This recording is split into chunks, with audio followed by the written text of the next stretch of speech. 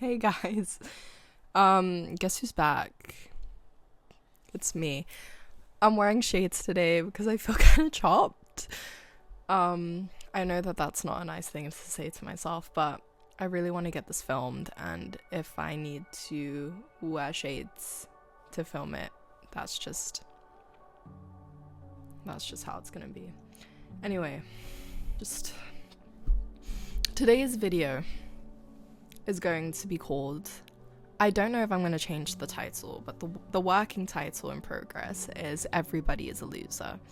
Okay, you're a loser, I'm a loser, they're a loser, they're also a loser. Okay, everybody is a loser. And I just really wanted to talk about the idea of attachment to people, to things, to ideas, and how that can really, really ruin your life. I mean, like, not like that morbid, but like, yeah, just attachment to certain things.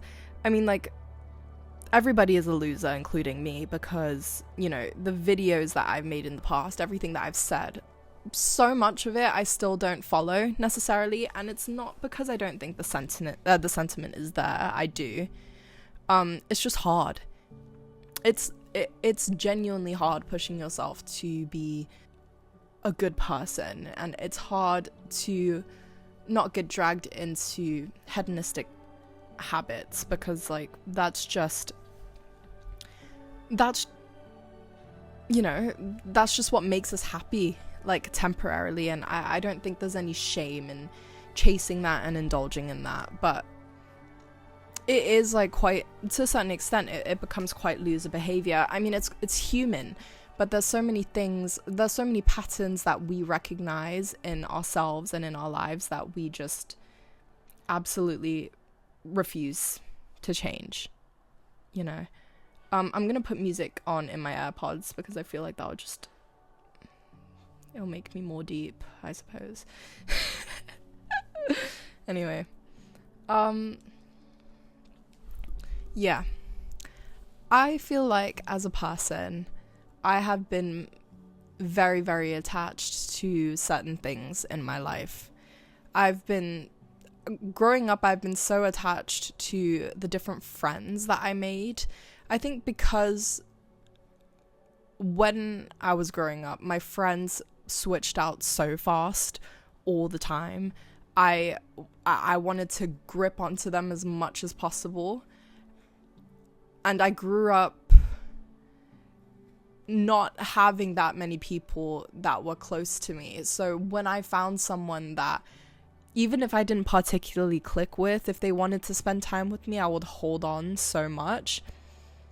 And I don't think attachment is necessarily the problem, because like I think we're put on this earth to feel things and appreciate things from different people. But I think the problem is when you're attached to something that you value more than yourself. You know, if you put someone on a pedestal and you end up getting attached to them and they leave, you're fucked. You're done. Like, wrap up the show. And there's a lost art in being content with the solitude that you have. And I mean, like, this is something that I really struggle with, like, living alone. I really do. I struggle so much with loneliness, and it always feels like it's never gonna go away. I just want to spend every waking hour with other people, and that's something that's so different from the person that I was, you know, back when I was in sixth form. And this is what I mean. You can't get attached to people because people change. I changed so much. Or all I used to want was like time by myself and to be alone. And now it's like I'm craving to spend every waking hour with just one other person, you know? Like someone else. I don't really care. Well, I do care who it is. Like I want it to be my friends and my loved ones, obviously, but like I would take that company over having nothing. But I think it's the acceptance that people are not extensions of you, And I think it gets really difficult to understand that because we live life through a singular lens. But the moment you understand that the connections that we have in this life are temporary and not eternal, and that people actually make their own decisions, it becomes so much easier. And it's like, it's difficult to let go of people. It's so fucking difficult. Like, I'm gonna finish and wrap up this video, and I'm still not gonna let go of the people that I need to let go of, but at least acknowledging that that's something I might have to do is like a first step. But different people have changing feelings, you know, they're gonna contradict themselves and they're gonna become entirely different people. They have their own like private inner worlds, they have their own thoughts, they have things that you will never be able to see or to understand. And I think, you know, we can all see that in ourselves. So why is that so difficult for us to understand about other people, if that makes sense? Yeah, maybe I'm just yapping. But sometimes when people are nonchalant, there's this new trend of everybody wanting to be nonchalant. I hate it. I hate it. I go to UAL, okay, so I know nonchalant people. It sucks. But sometimes when people are nonchalant, or they're inconsistent, or they don't communicate and they don't talk to you, you can tend to label them as more special, because something about not knowing is it makes people perceive you as mysterious or deep, or that there's something to be explored. But the thing is, when someone is nonchalant and they're avoidant, it's not your job to go and discover that, you know. Ambiguity is not necessarily depth. Someone doesn't have a lot of layers to them just because they don't open themselves up to the world. I think different people present themselves as different things, and people who are emotionally confusing can seem extremely profound because you're constantly analyzing them. Everything that they do is something that you're gonna raise and make bigger than what it actually is, and then your mind fills the silence and the inconsistency with like tons of meaning. And sometimes it's as simple as like, you know, this really cool girl that you know and you want to be friends with, she's not being mysterious and playing games. Sometimes it's like, okay, she doesn't want to go and hang out with you. Okay, she don't care about you, girl. But sometimes it's like, it's that easy. And like sometimes, you know, with a guy, it's like he does not want to be with you, you know, like his lack of answers, his lack of explanation doesn't mean that there's some deep storm brewing in his head. It just really is, you know, sometimes you just know something and it's just like you can't be bothered to explain it to anyone.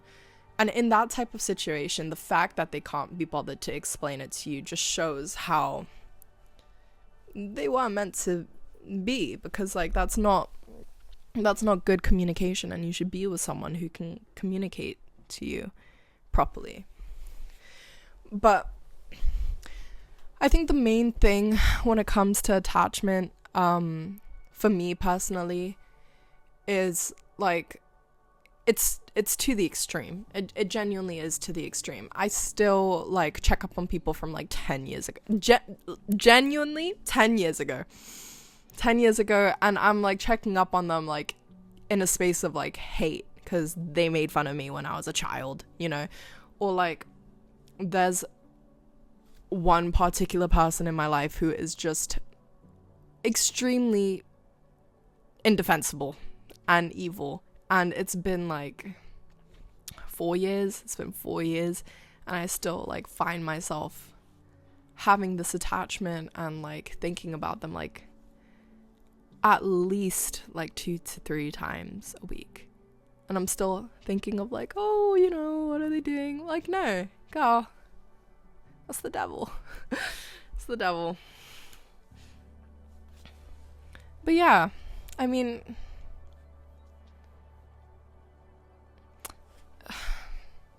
it's very difficult to let go of hate, and I don't have the answer for it. I mean, like, you guys know why I record these videos. Like, it's just videos for myself and for the people that are close to me to be able to see things from a bigger perspective. But I'm getting a call! Who dares to call me?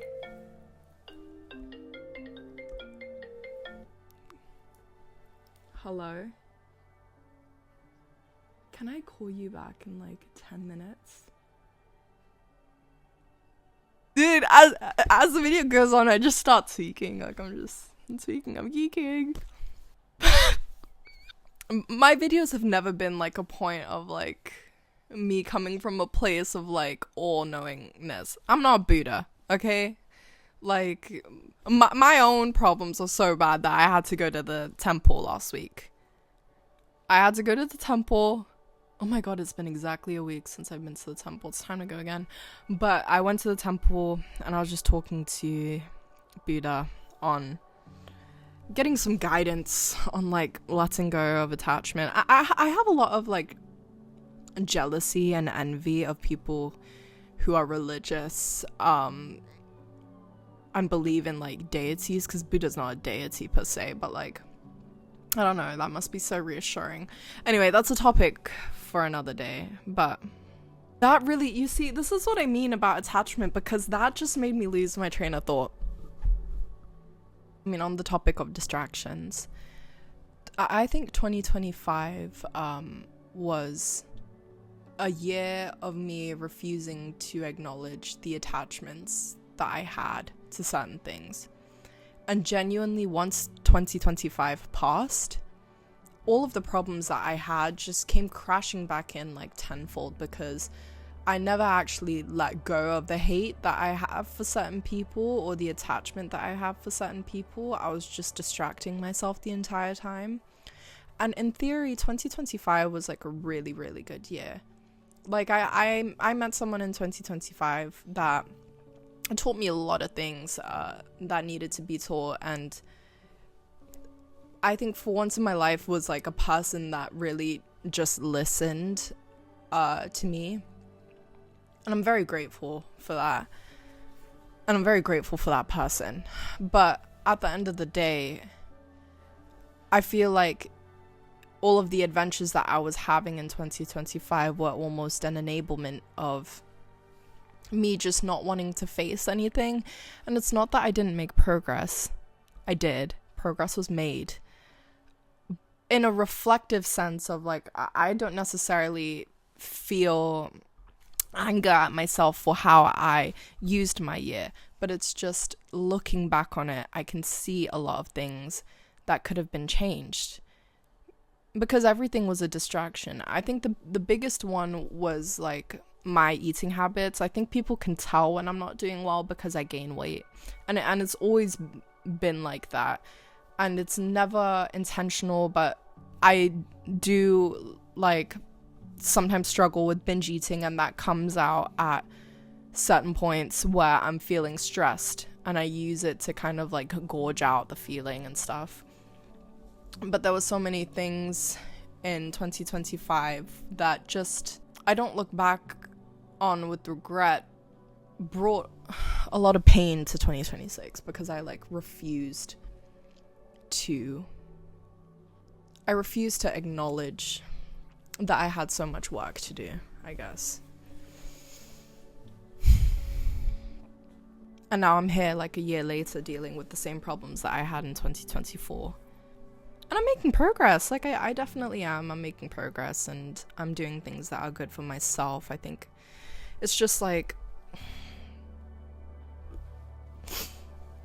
it's just like difficult acknowledging that like self-improvement is like, it really isn't linear, because like when I was making the videos on this channel back in like 2023, I was like, okay, like this is well, it's only gonna go up from here, but it really does go up and down and up and down. And that's why I think it's very important for me to journal, and it's very important for me to be recording these videos, even the thousands of them that I don't post, because it just gives me a track record, and also watching it back and knowing that I once felt so empowered and so enlightened, and that I can potentially get back to that level of confidence is something that's so incredibly reassuring.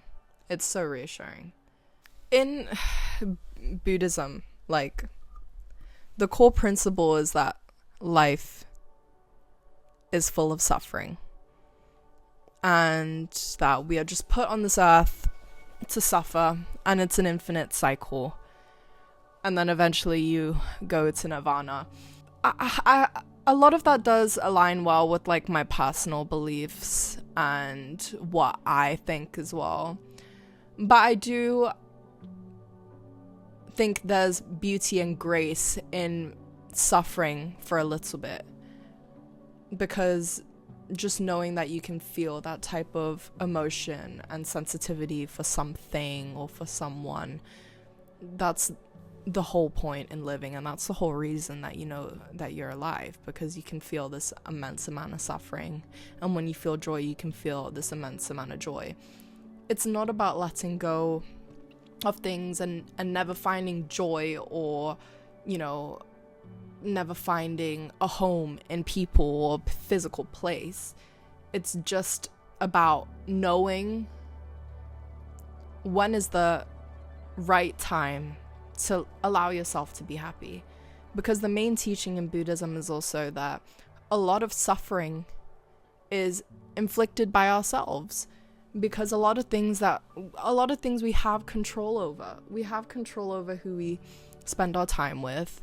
If you don't enjoy the people that you spend your time with, the only person who can solve that is you. And I think, like, that's the thing with what I was saying about attachment. Like, people change, and you can't predict people. People can flip 180. The only person who has powers to change is yourself. So if you're sitting around waiting for your friend to change, waiting for a man to change, waiting for a girl to change, maybe you're the one that needs to flip the switch, because that's the only way that you know that something is definitively going to happen, when you do it for yourself. And that's what it means to cut out preventable suffering. But this whole video isn't to say, you know, like, feeling sad is not good or that it's not human. I think feeling sad is very human, and it's very normal, and it's very necessary. I think it's just how long do you want to be sad for? You know? How long until it's enough? And I definitely understand the comfort in being sad, and the comfort in feeling mournful of something, of someone, of some place. But I think it's also, you know, if you experience something beautiful, you can 100% experience it again. Life is unfair in a lot of ways, but for many, many, many people, and I believe for you and me, if we experience something that feels like the peak, it's always going to come back around, and it's going to show itself in a different way. So don't get too hung up on it. Anyway, that was my video for today. Yeah. Love you guys. Bye.